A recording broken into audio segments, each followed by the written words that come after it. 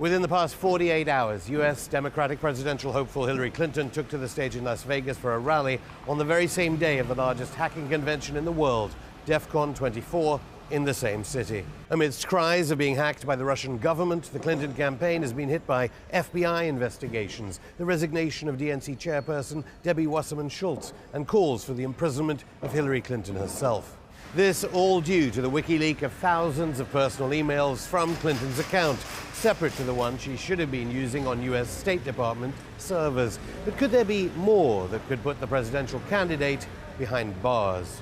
I'm Afshan Rattansi. This is Going Underground outside the Ecuadorian embassy in London, where WikiLeaks founder Julian Assange has been arbitrarily detained by the British government for 4 years.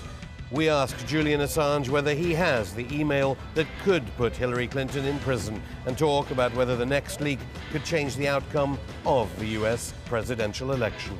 That's all coming up in today's special edition of Going Underground. Julian Assange, thanks for agreeing for this interview. Aren't you worried that you're on this channel RT after being accused by Hillary Clinton, basically, of working for the Russian government? We know Russian intelligence agencies hacked into the DNC. WikiLeaks is now publishing all the hacked emails. I don't think WikiLeaks can be constantly worried about PR. I've been called a Mossad agent.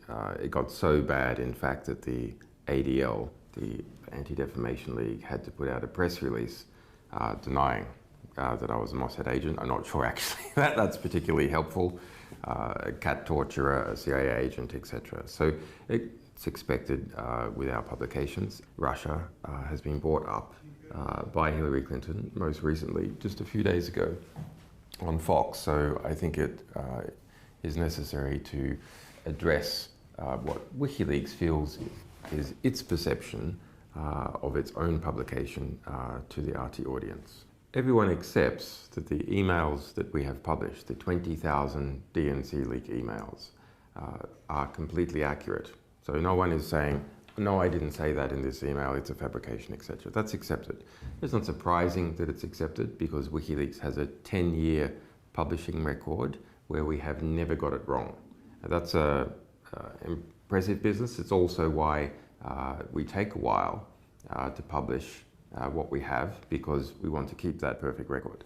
Now, given that the real source is known, in this case, it is the DNC, it is Debbie Wasserman Schultz, it is the Louis Miranda, the head of communications. We know they are the original source. So there's quite a difficulty in the Clinton campaign to try and outmaneuver the publication. So the content itself is unquestionable, so instead you have to bring in some other actor. So the actor that they've tried to bring in is the Russian intelligence services. Hillary Clinton just said, we know Russian intelligence agencies hacked into the DNC. We know they arranged for emails to be released. Yeah, so actually she has a slight variant on the we know. I don't think she says emails, I think she says some documents. Because the difference here is that do state actors hack the political organizations of different countries? Does the United States government do it? Absolutely. Of course, it hacks the political parties of many different countries. Does French intelligence, Chinese intelligence, Russian intelligence hack political parties in order to collect intelligence? Yes. Did they hack the DNC? Has at least one state actor hacked the DNC? If you read very carefully, they say it's been hacked many times over the last 2 years. And our sources say that the DNC security is like Swiss cheese.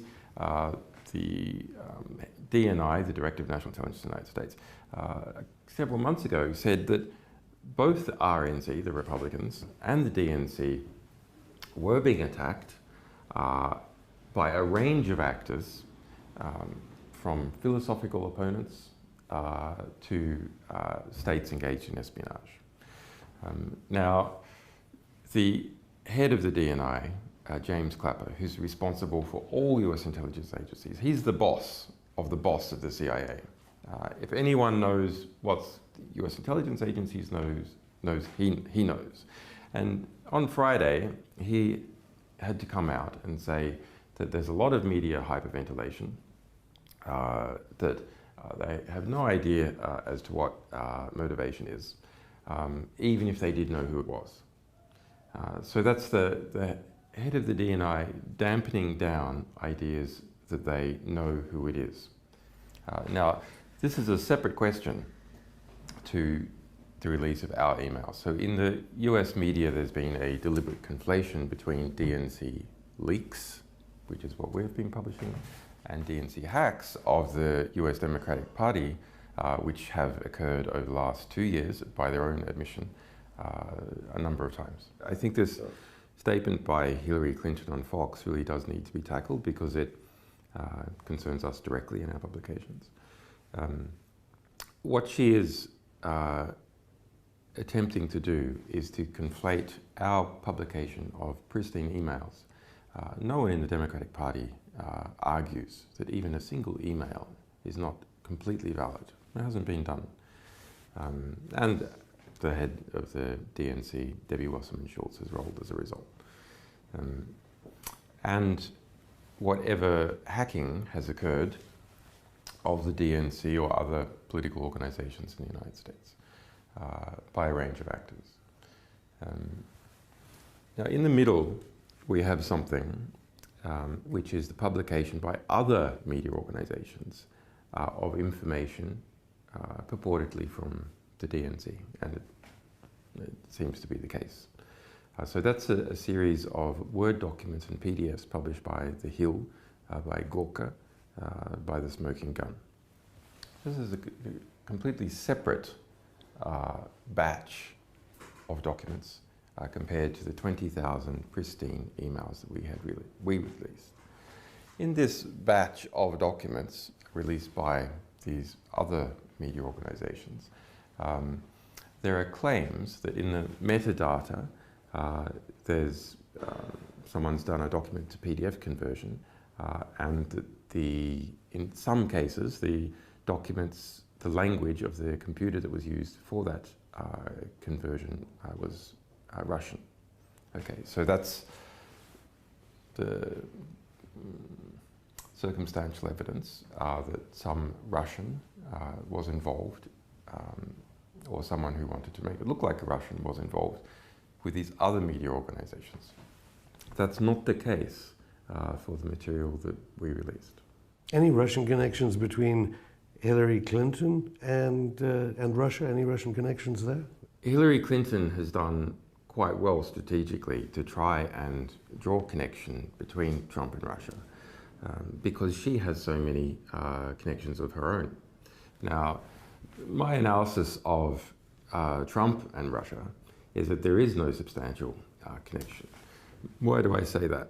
Well, because Trump was trying to invest in Russia before Putin in the 1990s, after Putin, in fact, nearly all the way up to the present moment.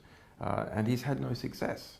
He did not manage to build hotels and so on in Russia. So that shows how insubstantial his contacts are. There's an extremely well-documented pattern of when Hillary Clinton was Secretary of State, those people, companies, governments, who wanted a decision by the Secretary of State in their favor, making large donations to the Clinton Foundation, or in some other cases, business deals with the people around Hillary Clinton. Now, one particular instance is the approval by Secretary Clinton of selling 20% of the US uranium reprocessing rights to a Russian company to be exported to Russia. So at that time, a large donation was made by those Russian interests to the Clinton Foundation. In addition, Clinton's campaign manager, Podesta, was on the board of a company called Juul Unlimited. And Juul Unlimited held some of these rights and received a $35 million investment from Russia. And that's a Russian government company. And also, Russians were on the board also with Podesta. So the kind of email revelations from WikiLeaks reveal that Hillary Clinton is a Kremlin stooge. I wouldn't say Kremlin stooge, but there is a much deeper connection on record with Hillary Clinton and Russia than we are presently aware of with Donald Trump. Well, some journalists would argue that it's actually the subject of the revelations that's more interesting to the American voter about the election, while the media, of course, is fascinated about whether the Kremlin is working with you, whether you work for the Kremlin, basically. No, but it's very, I think it's a genuine question. You should ask the sources of information. The least, however, in the case of WikiLeaks publications. Why do I say that? Well, the principal reason why you want to know the source of some statement is to understand whether it's true or not. It is a big issue in the case of other media organizations who are simply making claims and not publishing original documents. I'll give you an example, a very, very interesting example. I've done some research on the Turkish coup. Now, it's not spoken about in the West, but within Turkey, the Turkish newspapers are publishing elements of a theory that the United States was directly involved in the coup. The US intelligence backed Fethullah Gulen, who's based in Pennsylvania, as the head of the Gulen cult that has been implicated in the coup. In fact, according to the Turkish government, is the leading actor in the coup. He's wanted by President Erdogan. Yes, and they've put out an extradition request and so on. But one of the key independent points of evidence, not coming from an interrogation in Turkey where people might have been placed under duress, is that in the middle of the coup, NBC published that Erdogan was on his way to Germany to seek asylum. And they say this was told to them by a US military source. So what the hell is going on there? Because that went all the way around the world and was used to further the chance of the success of the coup within Turkey. Because if the president has fled, then he's lost control. NBC, a close supporter, so Trump supporters would say, of Hillary Clinton. So would a Hillary Clinton presidency endanger the NATO alliance and the ability to store American nuclear weapons at Incirlik Air Base and use it as a base to bomb Iraq and Syria under Hillary Clinton? Well, I think either government is potentially a problem because of, I mean, that coup was in Turkey a very serious business. Hundreds of people have died. About 100,000 people have been fired or arrested in the post-coup purge, opportunistically in some cases of political enemies of Erdogan, in other cases trying to purge the society of the Gulen movement. Because the Clinton Foundation's major donors include members of the Gulen movement that Erdogan says were responsible for the attempted coup d'etat. Right, so I mean, Erdogan's going to look at that and treat Clinton suspiciously. But I mean, you know, regardless of who becomes president of the United States, you have an extremely large bureaucracy, intelligence bureaucracy, that has its own mind in things. So he's going to look, unless Trump is elected and engages in a significant purge of the CIA, for example, I think Erdogan will continue to view it very suspiciously, especially as long as we've got Fethullah Gulen being protected in Pennsylvania. Julian Assange, thanks. We'll have more from Julian just after this break.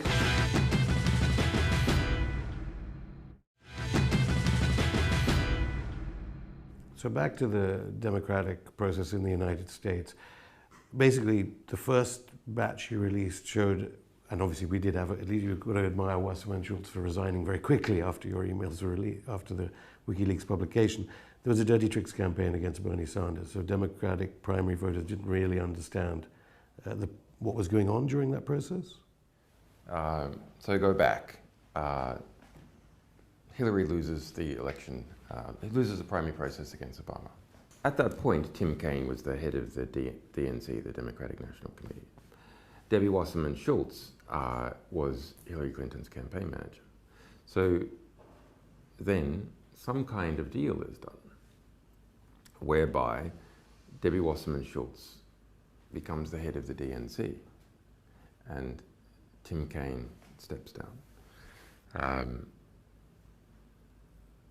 Now, if you're Hillary and you're thinking strategically that you're going to run again in 4 years or 8 years, to have your campaign manager as head of the DNC, controller of the, if you like, the regulator who's regulating the nomination competition, is a huge strategic advantage. Okay, so now let's wind forward, and the 20,000 DNC leak emails that we released. Okay, so they're from Debbie Wasserman Schultz, head of the DNC, and 6 other prominent people, finance, communications, and so on.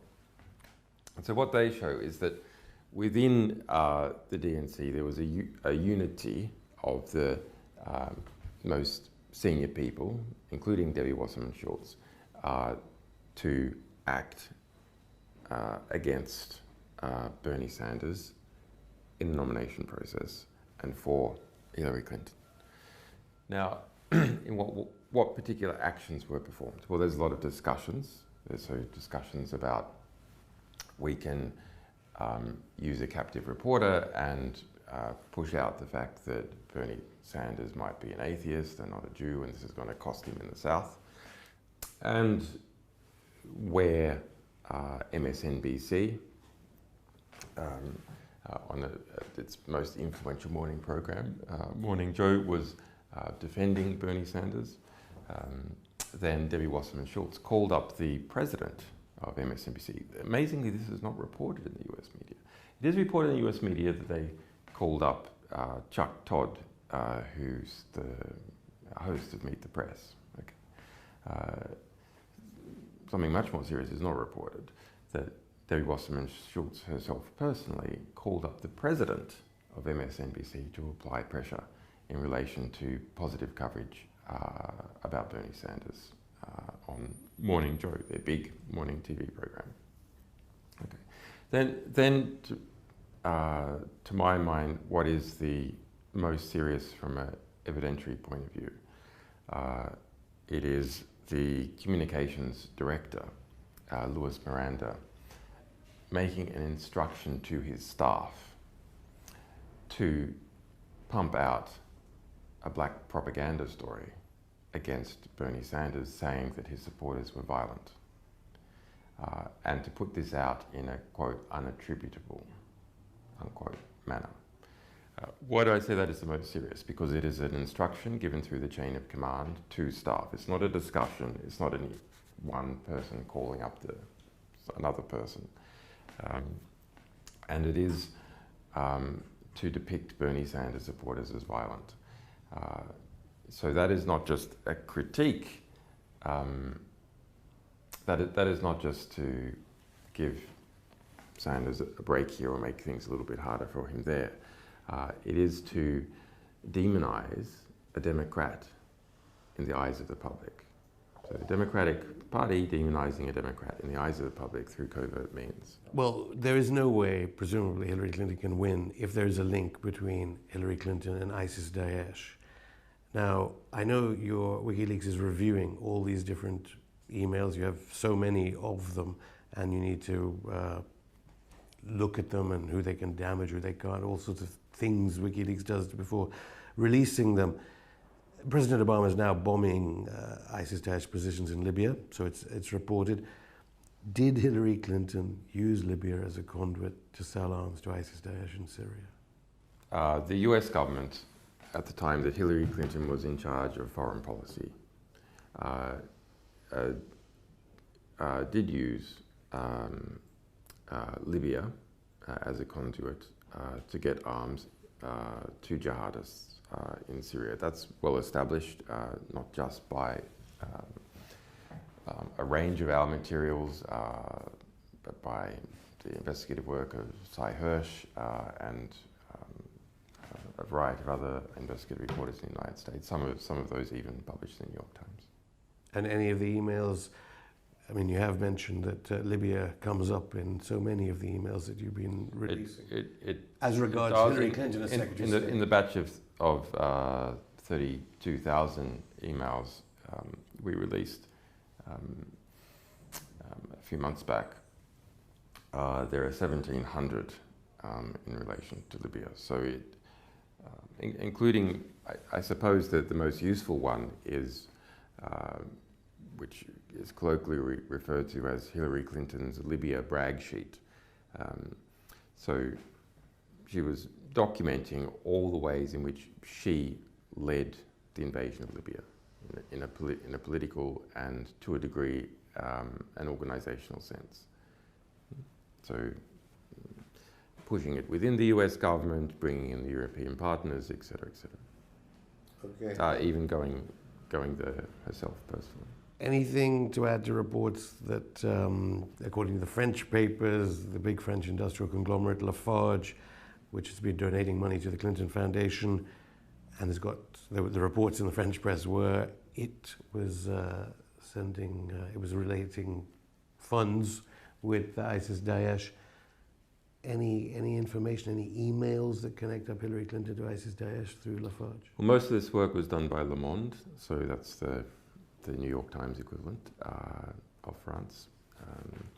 And so what they show is that Lafarge, which is a giant, amongst other things, a giant concrete company, transnational concrete company, was involved in Syria. There's, interestingly, more than 350 Lafarge-related emails in our Syria emails release. So that's 2 million emails that we published about Syria, including the personal emails of the President Bashar al-Assad.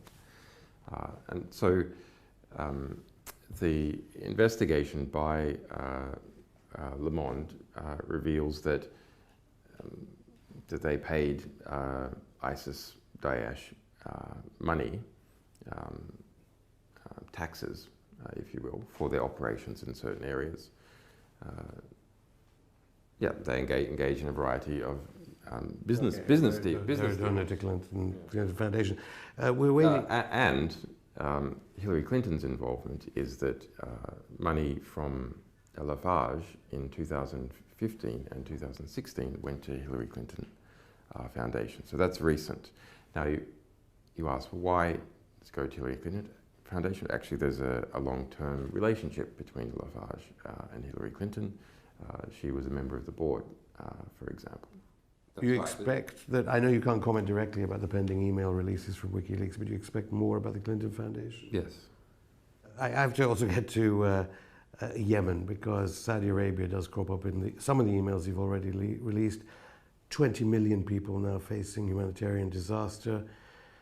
Clinton Foundation mentions there was no mention of the Clinton Foundation at the DNC conference, noticeably, at all, about the good works it does. Do you think part of it is that connection to Saudi Arabia, let alone the 28 pages connection of 9/11 to Saudi Arabia? What is the connection between Hillary Clinton and Saudi Arabia that certainly got Israel angry? Well, it's extensive. I mean, the relationships between Hillary Clinton and Saudi Arabia, between the Clinton Foundation and Saudi Arabia. Saudi Arabia is probably the largest single donor to the Clinton Foundation.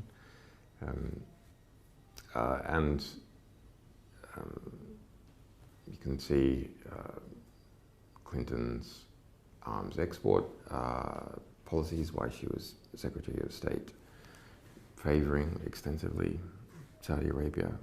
Yeah, William Binney, the whistleblower who's been on our show, says that the NSA can easily get access to all these emails. So if there is illegality in the pending emails of your release, or malfeasance in the ones you've already released, President Obama could presumably act on it and get Hillary Clinton charged, regardless of whether you're about to release an email, which would mean that James Comey of the FBI would have no alternative but to arrest Hillary Clinton.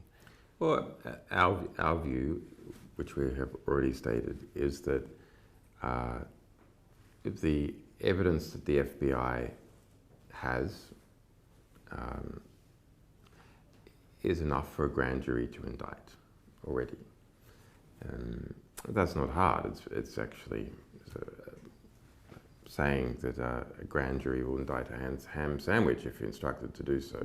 Exactly. But which I'm having, because I have a grand jury myself, Against a federal you. grand jury in Washington D.C. I'm well aware of what they're like.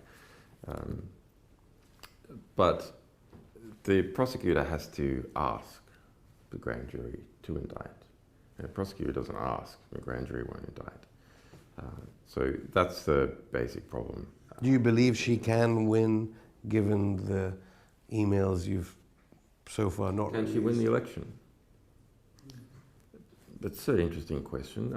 I wouldn't be willing to say so far. And just one last question, away from the US presidential elections. It's 5 years since Mark Duggan was shot to death by British police. Of course, Black Lives Matter in the United States has come to the fore partly because of evidence gained via technology, mobile phone footage. What message would you have for Black Lives Matter, both in the United States and here in Britain? Well, it's transparency. I mean, the transparency in relation to DNC leak, which took the head of Debbie Wasserman Schultz, head of the Democratic Party, that came from us presenting to the public pristine, original documentation of what people were doing.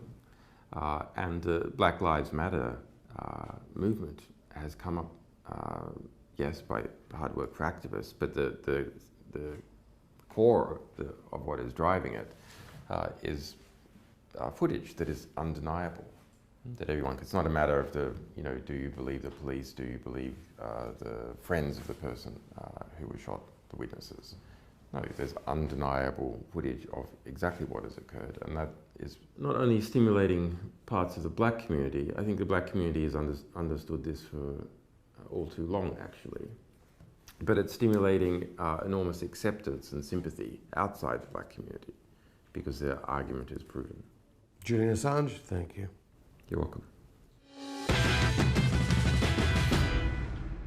We contacted the Pentagon about the allegation made by Julian Assange, but they did not issue a statement. As for Lafarge, they did not get back to us in time for broadcast. Well, that's it for this special edition of Going Underground. We'll bring you the latest emails published by Wikileaks as and when they come. See you on Monday.